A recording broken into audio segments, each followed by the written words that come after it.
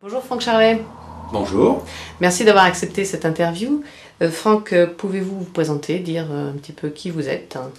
Donc Franck Charlet, comme vous l'avez dit, je suis à la tête d'Expert Inbox Marketing, qui est une société de conseil en marketing que j'ai fondée fin 2008, dont l'objectif initial était d'une part d'assurer une activité de conseil en marketing assez classique, mais aussi en parallèle de développer une activité marketing plus orientée sur les services qu'on pourrait mettre en ligne au travers de l'internet et donc du web. Et c'est après le début de l'activité de conseil classique, c'est la deuxième activité à laquelle je m'attelle actuellement, et depuis le début 2009, donc ça me prend pas mal de temps. Et le projet devrait sortir, donc le projet du directeur marketing virtuel, puisque c'est le nom du projet, sera commercialisé à partir de la fin d'année 2010 si tout se passe bien. Voilà. Quelle est votre vision de l'innovation par les services? Ma vision de l'innovation, tout d'abord, j'aurais tendance à dire que d'une manière générale en France, on est plutôt pas mal encadré en matière d'accompagnement pour favoriser l'innovation. Ce qui se passe, et ça je dirais que c'est dû probablement à l'historique et au passé plutôt industriel de la France, même si aujourd'hui la majeure partie de la création de valeur se fait dans les services. Il n'en demeure pas moins que le passé industriel fait qu'aujourd'hui sont davantage accompagnés probablement l'innovation dans l'industrie plutôt que dans les services. Et du coup, un chef d'entreprise qui souhaite avancer sur ce terrain de l'innovation par les services, naturellement se trouve un peu moins encadré, donc un peu plus dépourvu devant les difficultés qu'il peut rencontrer au quotidien pour mener à bien son projet. Ça peut être des difficultés d'ordre organisationnel, d'ordre de déroulement de projet, mais ça peut aussi être des difficultés liées au financement du projet en particulier. Ce qui fait qu'aujourd'hui on se rend compte qu'il y a encore pas mal de chemin à parcourir pour accompagner l'innovation dans les services, et en même temps ça pousse aussi, je dirais, à innover au-delà des services. Ça pousse probablement à innover aussi dans la façon d'accompagner les services, dans la façon de financer ces services et comment on va les financer, notamment au démarrage. Et là, il y a des choses un peu nouvelles qui commencent à émerger en particulier. Donc Nekoe est justement un pôle d'excellence d'innovation par les services. Vous avez commencé un petit peu à travailler, vous rapprocher de l'équipe de Nekoe? Étant moi-même dans le domaine de l'innovation par les services, je me suis naturellement rapproché de Nekoe. J'ai bien entendu assisté à la soirée inaugurale du lancement de Nekoe. Et puis très rapidement, j'en suis venu à rencontrer les équipes de Nekoe, donc Paul Pietira, Isabelle Jeannot, Corinne No, etc. De manière à nouer avec l'équipe des contacts rapprochés, de manière à pouvoir travailler dans un contexte, je dirais, de création, puisque Nekoe était à l'époque lui-même en train de démarrer. Et donc j'ai senti une dynamique propre à la création d'entreprise, ce qui fait qu'on s'est retrouvé sur pas mal de points, et en tout cas sur cette volonté de faire avancer l'innovation par les services, en particulier dans la région centre pour commencer, et probablement plus loin après, mais ça on verra ça plus tard. Alors comment ça se traduit là au niveau du partenariat en fait que vous établissez avec Nekoe?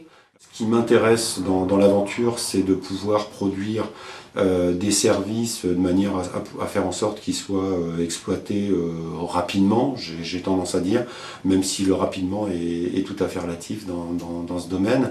En tout cas, ce que j'ai souhaité faire, c'est travailler sur des sujets concrets, et le premier atelier sur lequel j'ai travaillé de manière concrète avec l'équipe de Nekoe, c'est le travail sur l'atelier lié au blueprint, qui est une technique particulière qui permet de jalonner justement le développement d'un service de manière à s'assurer que lors de la création de ce service et lors de la réflexion qui prévaut à la création de ce service, on puisse s'assurer justement que tous les paramètres de la création de ce service soient pris en compte aussi bien pour toute la partie qui est liée à l'utilisation de ce service, et là on va plutôt parler du côté client, donc comment le client va utiliser ce service, mais à l'autre bout de la chaîne du fonctionnement de ce service, on va également parler de tout le back-office, tout ce que le client ne voit pas mais qu'il faut gérer en back-office, en administration, en procédure de fourniture de services, en procédure d'approvisionnement lorsqu'il y a des approvisionnements à faire, bref,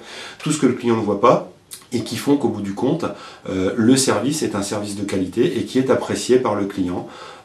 Il faut faire en sorte que le service soit le plus simple possible, et pour ça, ça demande beaucoup de travail et beaucoup d'organisation en arrière-plan pour que vis-à-vis du client, ce soit quelque chose de simple à utiliser et de facilement accessible. Donc ça, c'est le premier atelier sur lequel j'ai travaillé. L'objectif étant de donner pour toutes les entreprises qui souhaiteraient se lancer dans l'innovation par les services, et en particulier les entreprises qui souhaiteraient évoluer vers les services, et je pense en particulier à la plateforme de mutation qui est adaptée à cela, permettre à ces entreprises d'avoir un canevas, d'avoir un guide qui leur permette de ne rien oublier lorsqu'elles vont proposer un nouveau service ou développer un nouveau service auprès de leur clientèle. Donc ça, c'est le premier point. Deuxième point qui était une participation au Neque Jam, donc comme beaucoup d'experts dans la région centre, mais aussi en dehors de la région, puisque les experts de la région parisienne, mais aussi la région Est de la France, PACA, etc. De nombreux experts ont participé à cette manifestation. J'ai également, moi, apporté ma pierre à cet édifice, qui a été une réussite, mais qui, au-delà de cette réussite, a montré qu'on avait la capacité, de manière tout à fait dématérialisée, même s'il y avait une salle de jam physique, mais pour la majorité des échanges, ils se sont passés de manière dématérialisée, au travers d'Internet, au travers d'espaces virtuels. Ça a montré qu'on était capable de créer du contenu, des idées et de la valeur au travers de manifestations telles que le Neque Jam.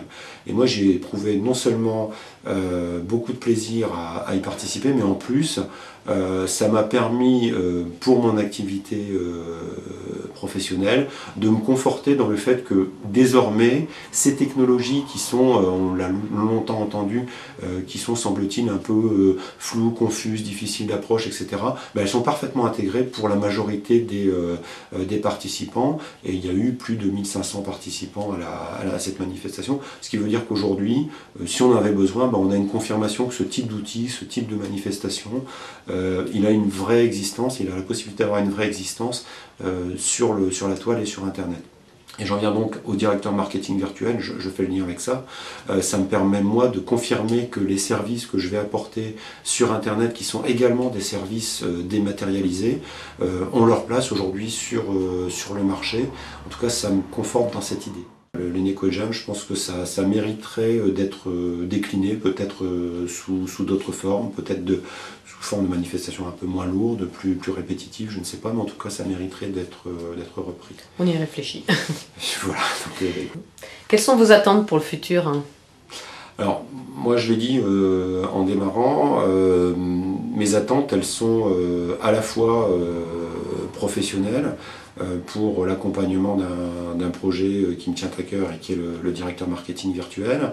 Et là, on essaye de voir avec le pôle Neque s'il est possible d'aider le directeur marketing virtuel à trouver sa place et à valider le concept sur le marché. Mais au-delà de ça, je dirais que ce qui m'intéresse dans la démarche, c'est véritablement d'explorer des nouveaux moyens de créer des services.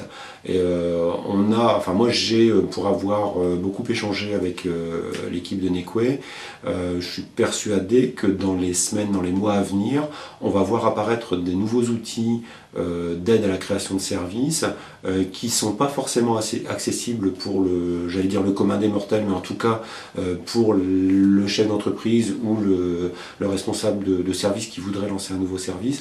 Et je pense qu'en cela, Neque peut en quelque sorte démocratiser l'accès à ces laboratoires d'études, à ces laboratoires d'études qui permettraient de tester des services par exemple, ou d'aller tester un marché, ou de faire intervenir des experts compétents dans un domaine très précis et très particulier. Tout ça, c'est pas forcément quelque chose qui est accessible quand on est seul face au développement de son service. Par contre, du fait de la mutualisation et de l'accompagnement par une équipe qui est responsable de l'ensemble de cette mise à disposition et d'accompagnement qu'est l'équipe Nekoe, je pense que ça va démocratiser et probablement inciter les créateurs à apporter de nouveaux projets, des projets de service en particulier. Avez-vous une conclusion à apporter à ce témoignage ? Moi j'aurais tendance à dire que maintenant on arrive à la rentrée, on est en septembre, toute la Nekoe va fêter bientôt son premier anniversaire. Je pense que maintenant il est temps de passer sur des phases concrètes d'accompagnement de projets probablement pour faire émerger les quelques services qui peuvent voir le jour dans la région centre et démontrer que Nekoe apporte une vraie valeur aux chefs d'entreprise et aux créateurs de services. Donc j'attends Nekoe, moi je suis prêt et je pense qu'on peut enclencher une deuxième année sur des projets tout à fait concrets maintenant. Merci beaucoup Franck, à bientôt. Merci, à bientôt.